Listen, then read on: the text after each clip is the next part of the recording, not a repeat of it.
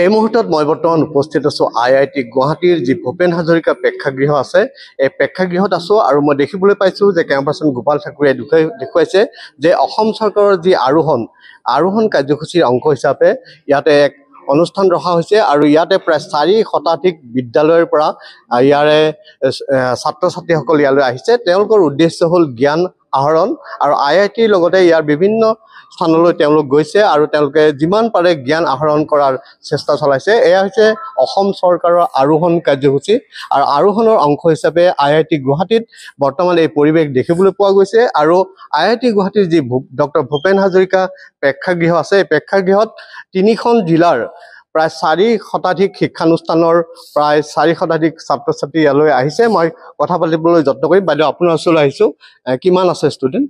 আমাৰ 400ৰ অধিক আছে আৰু আমাৰ সৌভাগ্য যে আজিৰ এই টিমটোত কামৰূপ জিলা আছে। কামৰূপ জিলাৰ লগতে ৱেষ্ট কাৰ্বি আংলং আছে আৰু হোজাই ডিষ্ট্ৰিক্ট আছে। আমাৰ এইটো তৃতীয় কাৰ্যসূচী, এইটো অন্তৰংগ আলাপ হ'ব আৰু এইটো যিসকল আমাৰ ইয়াৰে IIT প্ৰফেচাৰ থাকে তেওঁলোকৰ লগত অন্তৰংগ আলাপ হয় আৰু ল'ৰা ছোৱালীখিনি যিখিনি কুৱেৰিজ থাকে তেওঁলোকৰ প্ৰশ্ন অন্তৰ্নিহিত হৈ থাকে সেই গোটেই প্ৰশ্নবোৰ খোলাখুলিকৈ সুধিব পাৰে আৰু খুব সুন্দৰ অনুষ্ঠান এটা।